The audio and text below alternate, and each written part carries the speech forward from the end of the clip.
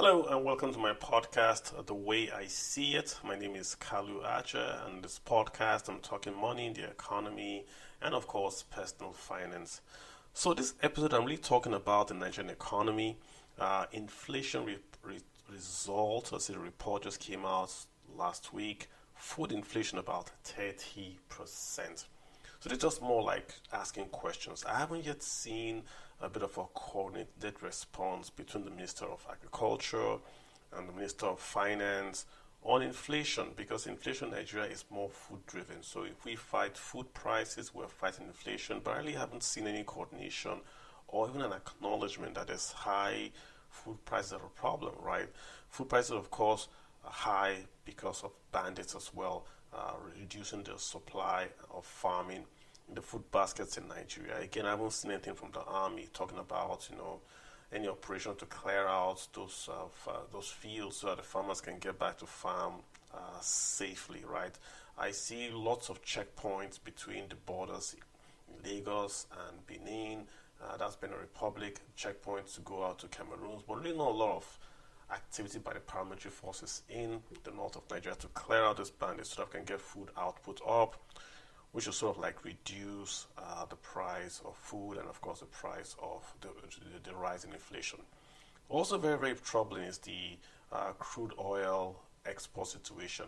We all know that Nigeria has to export more crude oil because we need the dollars that crude oil brings, right?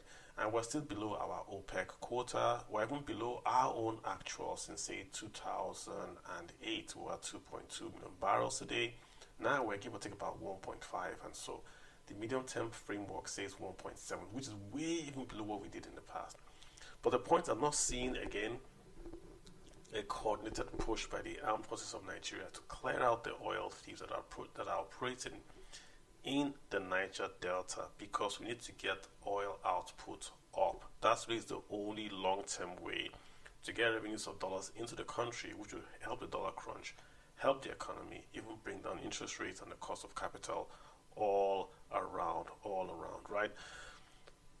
I am hearing is lots of loans from everywhere, from Saudi Arabia, from India, from Afrexim Bank. That's what I'm hearing, loans. We're going to borrow this, we're getting this. I'm not hearing a lot of how we're going to generate, so we see tax revenues in the country.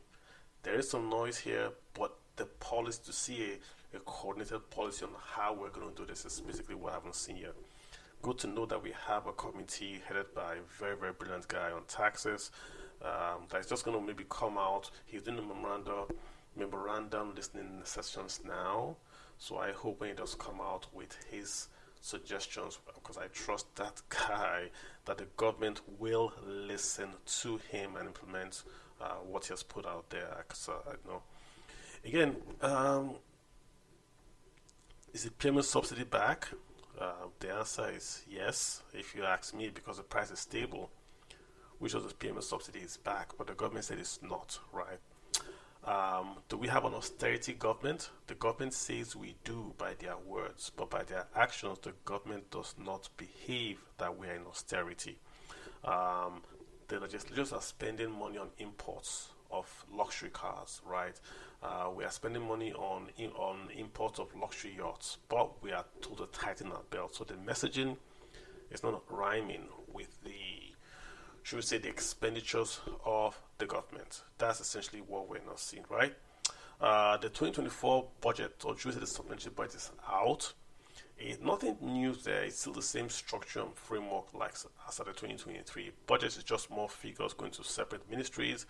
But I haven't just seen what I saw in the manifesto, the Hope Manifesto, maybe of unplugging the benchmark prices of massive spending. I haven't seen that yet. Perhaps this is because this was a supplementary, but I haven't seen the budget to match the manifesto, to match the words that were said during the campaigning. So nothing yet on that.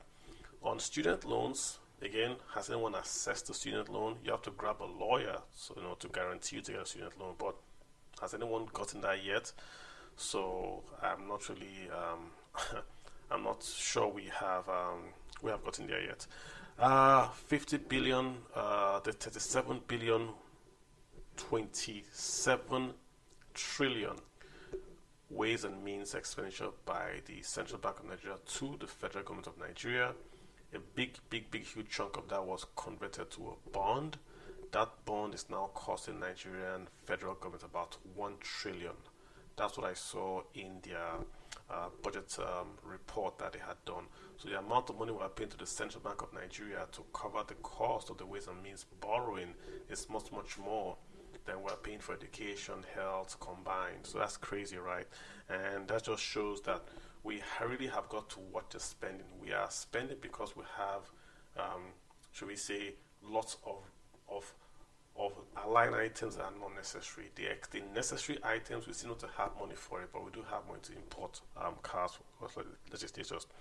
Also, in terms of trade and national outlook, UAE has still not unbanned Nigeria. Saudi Arabia has also banned the flights and the more back because of visa issues. So again, those are soft issues, but it ties into trade, ties into prestige. We really haven't gotten our hands around it. I'm hearing now we're going to do a new stimulus package for market women. Again, something we're going to take money and give to poor people. Nothing wrong with that.